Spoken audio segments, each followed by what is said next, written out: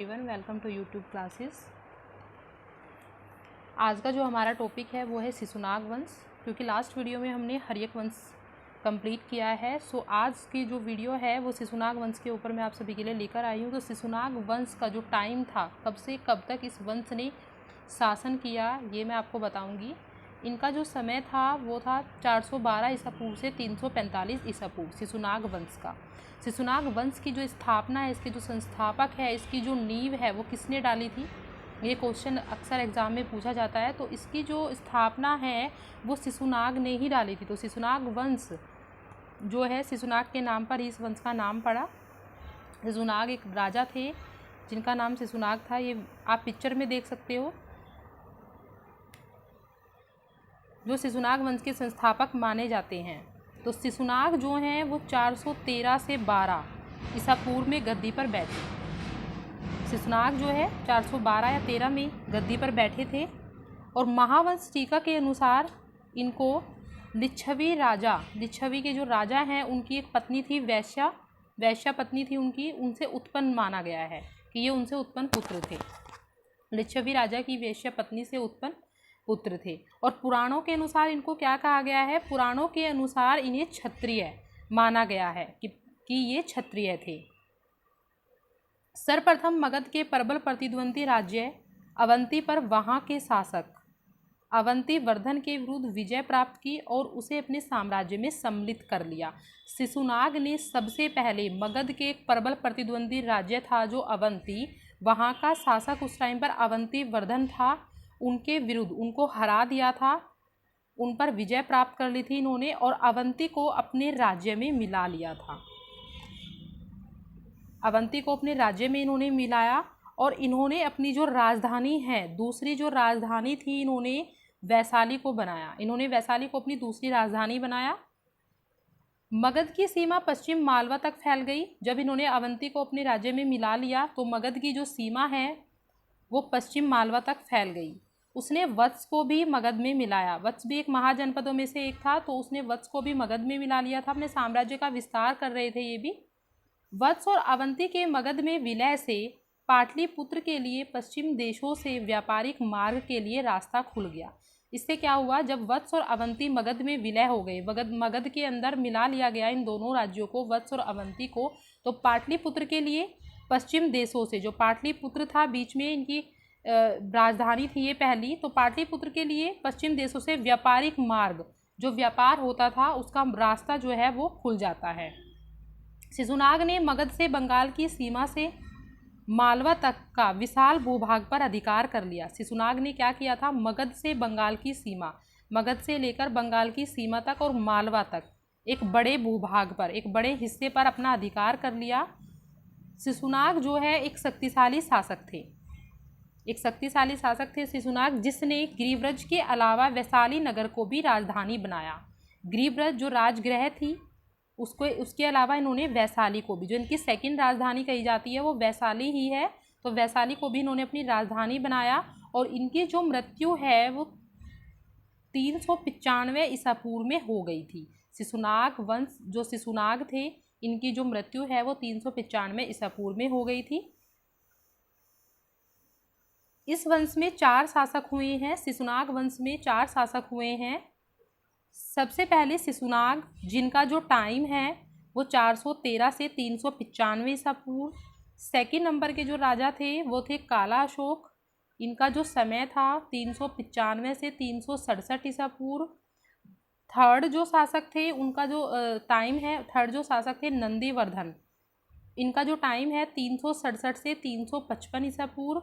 और जो लास्ट वाले जो चौथे जो शासक थे उनका नाम था महानंदिन। तो महानंदिन का जो टाइम था वो था 355 से 345 ईसा पूर्व। शिशुनाग का शासनकाल अपने पूर्ववर्ती शासकों की तरह मगध साम्राज्य के लिए विस्तार के इतिहास में एक चरण का प्रतिनिधित्व करता है। ऐसा कहा जाता है कि शिशुनाग ने भी अपने समय में, जैसे इनके पूर्ववर्ती शासकों ने मगध साम्राज्य का विस्तार किया था, ऐसे ही शिशुनाग ने भी मगध राज्य का विस्तार किया। शिशुनाग के पुत्र कालाशोक के काल को 2 महत्वपूर्ण घटनाओं के लिए जाना जाता है। जो शिशुनाग के पुत्र हुए हैं काला अशोक, इनके पुत्र का क्या नाम था? काला अशोक इनके पुत्र का नाम था। तो इनके समय में, इनके पुत्र के समय में दो महत्वपूर्ण घटनाएं घटित हुई हैं। जो पहली है वो है वैशाली में दूसरी बौद्ध संगति। वैशाली में दूसरी बौद्ध संगति का जो आयोजन है वो काला अशोक के समय में ही किया गया था। पाटलिपुत्र आधुनिक पटना में जो मगध की राजधानी थी स्थानांतरित कर दी गई थी। जो शिशुनाग वंश के पतन का इतिहास भी मगध के मौर्य वंश से पूर्व के इतिहास जितना ही अस्पष्ट है। मतलब कि हम इतना ये क्लियर नहीं है, हम नहीं जान सकते हैं। मौर्यों से पहले का इतिहास है इनका, तो वो ज़्यादा हमें पूर्ण रूप से प्राप्त नहीं होता। पारंपरिक स्रोत के अनुसार काला अशोक ही उनके पुत्र थे। ऐसा कहा जाता है कि जो काला अशोक थे वो ही इनके पुत्र थे। कुछ स्रोत हमें ये बताते हैं कि काला अशोक जो है इनके पुत्र थे, और इन्हीं के समय में द्वितीय बौद्ध संगति, जो दूसरी बौद्ध संगति है, उसका आयोजन हुआ था वैशाली में। और बाणभट्ट का जो हर्ष चरित्र है उससे हमें ये ज्ञात होता है कि किसी ने राजधानी के निकट घूमते हुए उनकी हत्या कर दी थी। बाणभट्ट के हर्ष चरित्र से हमें ये पता चलता है कि राजधानी के निकट ये घूम रहे थे काला अशोक। काला अशोक का एक और नाम है, काला अशोक को काकवर्ण के नाम से भी जाना जाता है। ये एक इम्पोर्टेंट फैक्ट है स्टूडेंट्स कि काला अशोक को काकवर्ण के नाम से भी जानते हैं। तो ऐसा कहा जाता है बाणभट्ट के हर्षचरित के अनुसार कि राजधानी के निकट घूमते हुए इनकी हत्या कर दी गई। इनके 10 उत्तराधिकारी हुए हैं जिन्होंने 22 वर्षों तक शासन किया है। काला अशोक के 22 उत्तराधिकारियों का नाम मतलब हमें पता चलता है कि इनके 22 उत्तराधिकारी हुए हैं।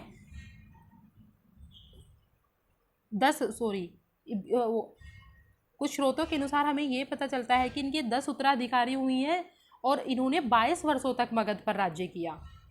इस वंश का जो अंतिम शासक था वो नंदीवर्धन था, जो कि मैं आपको ऊपर बता चुकी हूँ। नंदीवर्धन या महानंदिन जिनका नाम था, वो इस वंश के सबसे आखिरी के शासक थे, शिशुनाग वंश के। और इसने अपने मतलब इन्होंने क्या किया था, नंदीवर्धन ने दोबारा से पाटलिपुत्र को ही अपनी राजधानी बनाया था, जबकि शिशुनाग ने अपनी दूसरी राजधानी वैशाली को बनाया।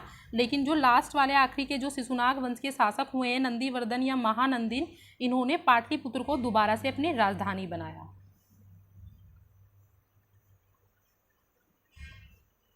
सो स्टूडेंट्स, आज की जो क्लासेस थी इसमें हमने शिशुनाग वंश के बारे में पढ़ा। इसके हमने 4 शासकों के बारे में। सबसे पहले शिशुनाग, जो शिशुनाग वंश के संस्थापक माने जाते हैं। सेकंड, उनके जो पुत्र हैं काला अशोक, जिन्हें काकवर्ण के नाम से भी जाना जाता है। और काला अशोक का जो टाइम है स्टूडेंट्स वो 394 ईसा पूर्व से 366 ईसा पूर्व है। उसके बाद में इनके और उत्तराधिकारी हुए हैं। जो सबसे आखिरी के उत्तराधिकारी थे वो थे नंदीवर्धन या महानंदिन, जिन्होंने पाटलिपुत्र को राजधानी बनाया था। और 10 उत्तराधिकारी, ऐसा कहा जाता है बाणभट्ट के हर्षचरित के अनुसार कि इनके 10 उत्तराधिकारी हुए हैं जिन्होंने 22 वर्षों तक शासन किया है। और काला अशोक के समय में जो एक मोस्ट इंपॉर्टेंट फैक्ट है, काला अशोक के समय में ही दूसरी बौद्ध संगति का आयोजन किया गया था वैशाली के अंदर, वैशाली में द्वितीय बौद्ध संगति का। सो स्टूडेंट्स, और पहली बौद्ध संगति किसके समय में हुई थी? पहली जो बौद्ध संगति है वो मैं आपको बता चुकी हूँ। जो हर्यक वंश के शासक थे अजातशत्रु, उनके समय में पहली बौद्ध संगति, प्रथम बौद्ध संगति का आयोजन किया गया था राजगृह के अंदर। राजगृह के अंदर पहली बौद्ध संगति का आयोजन किया गया था। और गुफा का नाम, जिस गुफा में ये बौद्ध संगति आयोजित की गई थी, उस गुफा का नाम था सतपर्णी गुफा। ये मैं आपको बता चुकी हूँ। सो स्टूडेंट्स, आज की वीडियो में इतना ही। नेक्स्ट वीडियो में हम नेक्स्ट टॉपिक की बात करेंगे। तब तक के लिए take care, have a good day.